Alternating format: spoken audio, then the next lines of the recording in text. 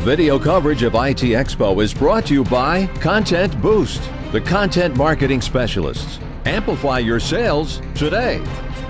Hi, Eric Linask here at IT Expo in Miami. Joining me on today's program is Vimal Subba with Cisco. Vimal, thanks for joining me. Thanks, my pleasure.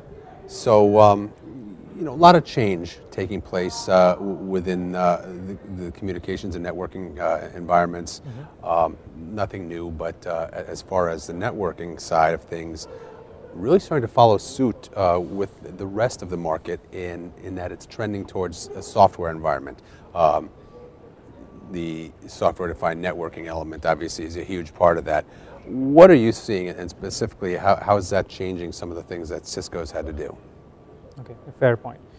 So I think, one of the things you're seeing in trend or ask from our customers is, how do our products become more agile, right? So it's not about lower cost by itself. It's about how do we re-architect our software, our products, so at the end of the day, they get some power in terms of making changes to their environment, right? So that's the whole notion around agility and programmability and openness that comes with SDN. Is flexibility an appropriate word to use? Flexibility would be another word Sure. to use, yes. And at Cisco, we believe in providing a choice to our customers. And a choice in the context of, various kinds of, SDN deployments that are taking shape in the market. From a point of view of either open flow, network virtualization, or an integrated hardware and a software system with the introduction of ACI that we have had. So we believe, with choice, customers can adapt that based on their unique requirements of their applications, and be able to leverage SDN as an evolutionary way to make their infrastructure more agile and derive the benefits that comes with it. So, based on that description, where does the market stand today? Have we started seeing real adoption, or are folks still sort of playing in the sandbox? That's a very good point, and in fact that was the topic of my presentation. So according to one of the research from GigaOM, only 14% of the organizations have either deployed SDN or are in pilot with SDN.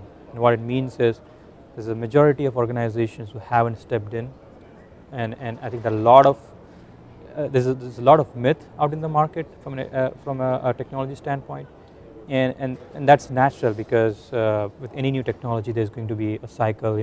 Gartner describes that Gartner hype cycle, and there are realities, right? There's a lot of expectations that our customers have in the context of what SDN can or cannot do. So until those myths get busted, until there's a sort of a balance in the context of what SDN can actually provide them, how they can use them, we won't see a big adoption. And I think vendors and customers both have to come at terms in terms of making that clear, and providing guidance in the context of how do you actually move from why, what to how. That's a very important conversation that we need to have. Not really unlike any other new emerging technology. The proof is in the pudding. So as soon as we start seeing start seeing some significant successful adoptions, that's when you're going to start seeing it go towards mainstream. Yeah, so I think at Cisco what we recommend is we ask our customers to start small, right? Because SDN is really evolutionary as we speak, right? And if the customer starts small, they can experiment and validate their hypothesis on what really makes sense for them before actually deploying SDN in their entire production network, right? So as they start doing that, there's going to be more confidence in terms of what SDN can bring and what it cannot. And I think that's where we will see more mainstream adoption. Do you think that by really lengthening the adoption cycle for an individual company, that will ultimately shorten the overall market adoption rate? I don't know if I understood your question clearly. If you can repeat.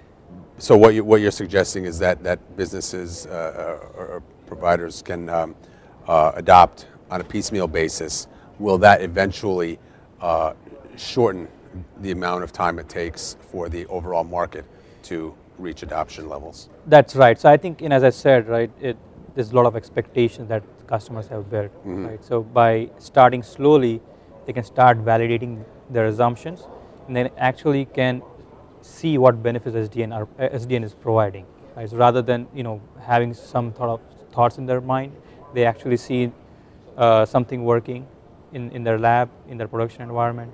It gives them more confidence, and ultimately, yeah, it will help to reduce the overall adoption cycle. What does adopting SDN mean to existing technology investments, existing infrastructure?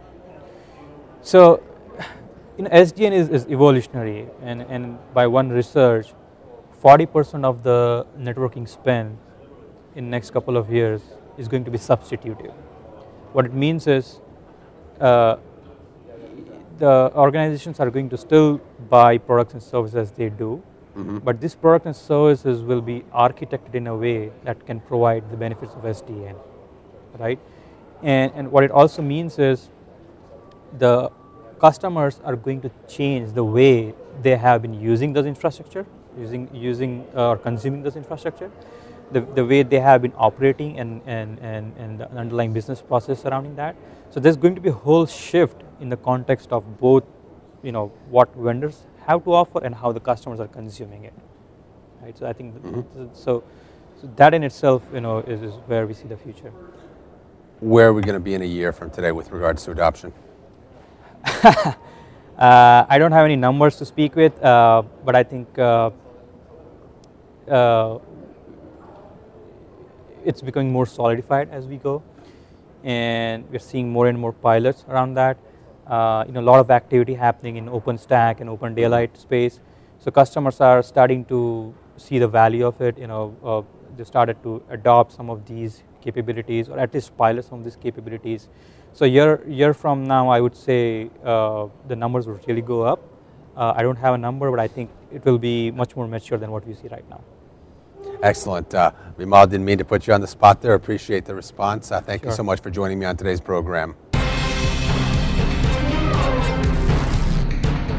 Video coverage of ITEXPO is brought to you by Content Boost, the content marketing specialists. Amplify your sales today.